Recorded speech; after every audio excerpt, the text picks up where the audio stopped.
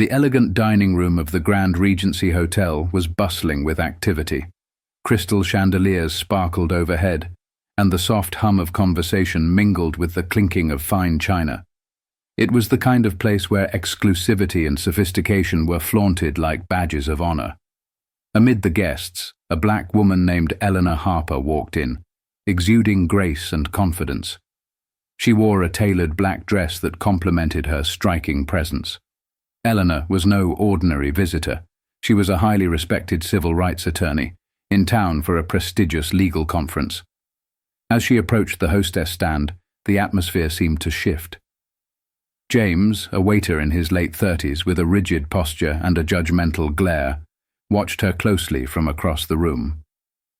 He whispered something to a colleague, who chuckled quietly, their glances darting toward Eleanor.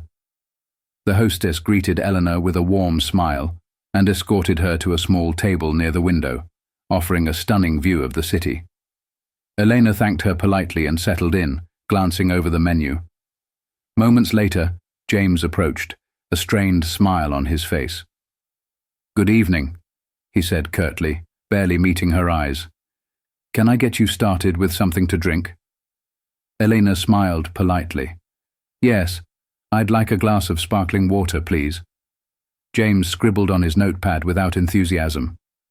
"Of course," he replied, his tone dismissive. As he turned to leave, Eleanor's sharp ears caught his muttered comment. "Guess anyone can get in here these days." Her smile faded slightly, but she chose to ignore the remark. She had encountered behavior like this before and wasn't about to let it ruin her evening. She focused on her notes for the conference, jotting down key points as she waited for her drink. A few minutes later, James returned, placing the sparkling water on her table with a clatter. "Are you ready to order?" he asked, his voice tinged with impatience. Eleanor glanced up, her expression calm but direct. "Not yet, but I'll let you know when I am." James huffed and walked away, muttering under his breath again. This time, Eleanor caught the words more clearly. "Should have sat her in the back." Eleanor's grip on her pen tightened. She had spent years fighting against the very prejudice James was displaying, and while she had learned to maintain her composure, the sting of discrimination never dulled. She took a deep breath, steadying herself. As the evening progressed, James's dismissive behavior became more apparent. He ignored Elena's table, attending to others with smiles and enthusiasm, leaving her waiting far longer than necessary. When she finally flagged him down to place her order, he sighed dramatically, his disinterest evident. "I'll have the salmon, please," Elena said, her voice firm yet polite. James jotted it down, then walked away without another word. Across the room, a family at another table watched the interaction, their faces reflecting quiet disapproval. Elena noticed them but stayed focused, determined not to let James's behavior dictate her evening. Little did James know, his actions were being observed closely, not just by other diners, but by someone who could change his life forever. As the evening wore on, James's behavior became more deliberate. He neglected to refill Elena's water while attentively serving other tables. When her salmon finally arrived, it was lukewarm, and he slammed the plate down without so much as a word. Elena, ever composed, glanced at the poorly presented dish. She raised her hand calmly, signaling James back to the table. He approached reluctantly, his irritation poorly concealed. "Yes?" he asked, his tone bordering on disrespectful. Elena met his gaze steadily. "This dish is cold. I'd appreciate it if you could have the kitchen reheat it." James sighed dramatically, rolling his eyes. "Look, ma'am, we're very busy tonight. Maybe you should have ordered something simpler." A hush fell over the tables nearby, diners pausing mid-conversation to listen. Eleanor's jaw tightened, but she refused to match his hostility. "James, I am asking for basic courtesy, nothing more. Please have the kitchen correct this." James grabbed the plate without another word, his annoyance palpable. As he stomped off, whispers spread through the room. It wasn't just Elena noticing anymore. Others were beginning to exchange concerned glances. At a nearby table, a distinguished older gentleman in a tailored suit observed the interaction keenly. Mr. Andrew Sterling, the hotel's owner, had been quietly dining with his wife when he noticed James's increasingly rude behavior toward Elena. He had seen enough. Leaning toward his wife, Mr. Sterling murmured, "Excuse me for a moment." He stood and approached the restaurant manager, gesturing discreetly toward James and Eleanor. The manager, looking mortified, immediately nodded and followed Mr. Sterling toward the kitchen. Inside, they found James ranting to his colleagues about entitled customers. His back was turned as the manager cleared his throat loudly. James spun around, startled. "Oh, I was just—" "Save it," the manager snapped, his face flushed with embarrassment. "This is Mr. Sterling, the owner of this establishment. He's been watching you." James's face drained of color as he stammered. I didn't mean—" "You didn't mean what, exactly?" Mr. Sterling interjected, his voice calm but icy. "You didn't mean to provide subpar service to a guest. Or perhaps you didn't mean to let your personal biases dictate your professionalism."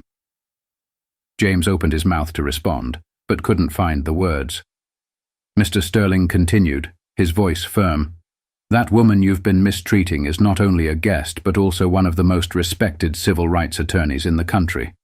She was invited here as a keynote speaker for a prestigious legal conference. Your behavior tonight is unacceptable, both as an employee and as a representative of this hotel." Meanwhile, back in the dining room, Elena noticed the sudden absence of her waiter. A different server arrived moments later with a fresh plate of salmon and a profuse apology. Elena accepted it graciously, but remained curious about James's whereabouts. Not long after, Mr. Sterling returned to the dining room and approached Elena's table. His demeanor was warm, a stark contrast to James's earlier hostility. "Ms. Harper," he began, inclining his head respectfully, "I am Andrew Sterling, the owner of the Grand Regency Hotel. I'd like to personally apologize for the unacceptable treatment you received tonight." Elena raised an eyebrow, slightly surprised but appreciative. "Thank you, Mr. Sterling. I appreciate your acknowledgement. I hope this situation can serve as a learning moment for your staff." Mr. Sterling nodded gravely. "Rest assured it will. Your presence here is an honor, and I deeply regret that our establishment fell short of the respect you deserve." As the other diners watched, many began to applaud softly, showing their support for both Elena and Mr. Sterling's response. Elena glanced around, a small, genuine smile gracing her lips. For the first time that evening, she felt seen, not as a target, but as someone respected and valued. James stood in the kitchen, his hands trembling as the weight of his actions fully hit him. The reality of being confronted by the owner himself and the potential consequences made him question his behavior. But his discomfort didn't stem from true remorse, at least not yet. He was more concerned about the repercussions than the prejudice that had driven his actions. Meanwhile, back in the dining room, the atmosphere began to shift. The earlier tension had given way to murmurs of approval from the other diners. They admired how gracefully Elena had handled the situation and appreciated the decisive action from Mr. Sterling. Elena, ever composed, continued her meal. While she had accepted Mr. Sterling's apology, her mind was already racing with thoughts. As a civil rights attorney, she knew moments like these were microcosms of larger, systemic issues. It wasn't just about James, it was about every person who had been made to feel unwelcome, unworthy, or unseen because of prejudice. After dinner, Mr. Sterling returned to Elena's table, his demeanor as respectful as before. "Ms. Harper," he began, "if you have a moment, I'd like to discuss how we can ensure incidents like this don't happen again." Elena appreciated his sincerity. "Of course," she said, setting down her napkin. "Accountability is important, but so is change. What do you have in mind?" Sterling hesitated for a moment, then gestured toward a quiet corner of the restaurant. They moved to a more private space, where he listened intently as Elena shared her perspective. "It's not enough to address this one incident," she said firmly. "Bias training for staff is a start, but it must go deeper. The culture of the workplace needs to change. Employees need to understand the importance of respect and equity, not just because it's good for business, but because it's the right thing to do." Sterling nodded, his expression thoughtful. "You're absolutely right. I've taken my staff's professionalism for granted. I'll start implementing these changes immediately." Back in the kitchen, the restaurant manager confronted James once again. "Pack your things. You're done here," the manager said coldly. "Mr. Sterling has made it clear. Your behavior has no place in this establishment." James froze, his earlier arrogance replaced by panic. "Please, give me another chance. I can change," he stammered. But the manager shook his head. "That's not for me to decide anymore. You've made your choices, and now you have to face the consequences." James's dismissal was swift, a clear signal that the Grand Regency Hotel would no longer tolerate such behavior. But the real change was happening beyond the walls of the kitchen.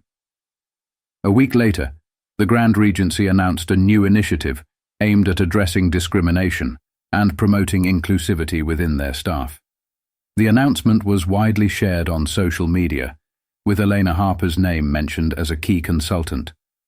The post quickly went viral, drawing praise from across the country. Elena, though proud of the progress, knew her work was far from over. In an interview with a local news outlet, she spoke candidly about the incident. "Moments like these are opportunities," she said. "Opportunities to confront prejudice, to educate and to grow. It's not just about holding people accountable. It's about creating environments where everyone feels valued and respected." As for James, he was forced to confront his actions. Without his job and with his reputation tarnished, he began a journey of reflection. Whether he truly changed or not remained uncertain, but the incident left a mark on him that wouldn't easily fade. The Grand Regency Hotel's new inclusivity initiative gained traction quickly. Staff members began attending workshops on unconscious bias, cultural sensitivity, and customer service. The program wasn't just a superficial fix, it was a deep dive into the values that should define the hospitality industry. Employees shared their own experiences, some admitting they had unknowingly harbored biases, while others opened up about moments when they'd been on the receiving end of prejudice. Elena played an active role in these sessions. Her powerful insights and real-life stories inspired the staff to think differently about their roles. She emphasized that respect wasn't just a courtesy, it was a necessity. "Every person who walks through those doors deserves to feel welcome and valued," she said during one session. "You never know who someone is, what they've been through, or what they're capable of. Treating someone with kindness and dignity should never be conditional." Meanwhile, the viral nature of the story continued to draw attention. People began sharing their own experiences of discrimination in restaurants, hotels, and other public spaces. The Grand Regency's commitment to change became a beacon of hope for many, a reminder that accountability and growth were possible. Elena received messages of gratitude from strangers who felt inspired by her strength and composure. A single email stood out to her, written by a young woman who had once worked as a server in a similar hotel. "I left my job because I couldn't handle the way some of my co-workers treated people like me," the email read. "Watching you stand up with grace gave me hope that things can change. Thank you for speaking out." The message brought tears to Elena's eyes. It was a poignant reminder of why she fought so hard, for people who didn't always have the platform or power to fight for themselves. Back at the Grand Regency, Mr. Sterling decided to take things a step further. He announced a scholarship fund for underrepresented groups pursuing careers in hospitality management. "We want to invest in the future of this industry," he said during a press conference. "Diversity isn't just a strength, it's essential." Elena attended the event as a guest of honor, standing alongside Mr. Sterling as he introduced the initiative. Cameras flashed as they shook hands, a symbolic moment that represented more than just a business decision. It was a public declaration that the Grand Regency was committed to doing better. But not everyone was happy with the changes. James, now unemployed, watched from the sidelines as the hotel he had once worked for transformed into a model of inclusivity. Bitterness gnawed at him, but so did something else: regret. One day, he mustered the courage to send Elena a letter.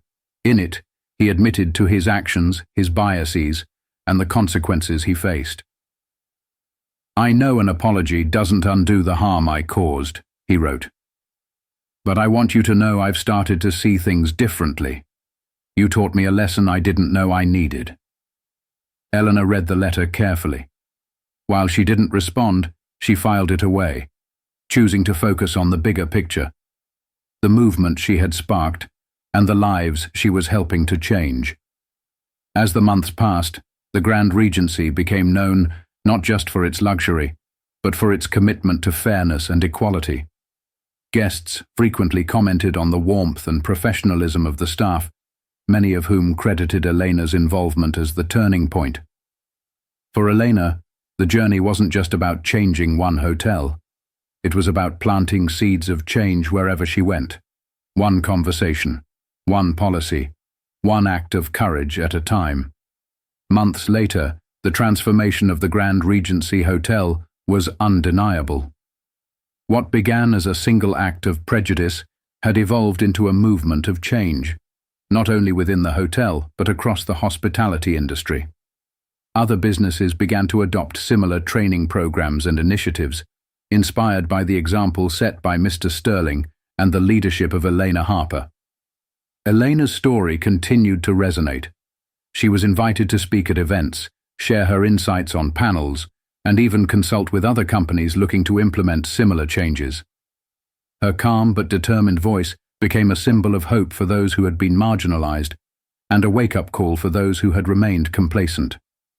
One afternoon, while Elena was enjoying a quiet coffee break in her office, her assistant walked in with a letter. "This just arrived for you. It's marked personal," she said, placing it on the desk. Eleanor opened the envelope and unfolded the handwritten note inside. It was from a young man who worked at the Grand Regency. "Dear Ms. Harper," it began, "I wanted to thank you for everything you've done for our hotel and for people like me. I'm a server at the Grand Regency, and I used to feel invisible, like my voice didn't matter. But because of the changes you inspired, I now feel seen, heard, and valued. You gave us more than policies. You gave us dignity. I just wanted you to know how much it means to me." Elena smiled, her heart full. These moments reminded her why she continued to fight, even when the road was difficult. Back at the hotel, the atmosphere was entirely different. Employees treated one another and their guests with a renewed sense of respect and camaraderie. The staff took pride in their work, knowing they were part of something bigger than just a job. Guests, too, noticed the difference and frequently commented on the welcoming environment. Mr. Sterling, reflecting on the journey, decided to host a celebratory event to mark the anniversary of the hotel's transformation. Elena was the guest of honor. The event brought together employees, guests, and community leaders, all eager to share their stories of how the changes had impacted them. When it was Elena's turn to speak, she stepped onto the stage to a standing ovation. Her presence was calm yet commanding, her voice steady as she addressed the crowd. "This isn't just about one incident," she began. "It's about recognizing the dignity and humanity in every single person. It's about understanding that true hospitality goes beyond luxury. It's rooted in respect, empathy, and equality. What happened here at the Grand Regency proves that change is possible, but it requires courage and commitment from all of us." The applause was thunderous, and as Elena stepped down, she was met with handshakes, hugs, and words of gratitude. For Elena, the journey was far from over. She knew there were still countless places where discrimination lingered, countless voices waiting to be heard. But the Grand Regency was proof that change could start small and grow into something transformative. As she left the event that evening, walking past the glittering lights of the hotel, she felt a deep sense of fulfillment. This was more than a victory. It was a step toward a better future. And as for James, though he was no longer part of the hotel, the ripple effects of his actions and their consequences stayed with him.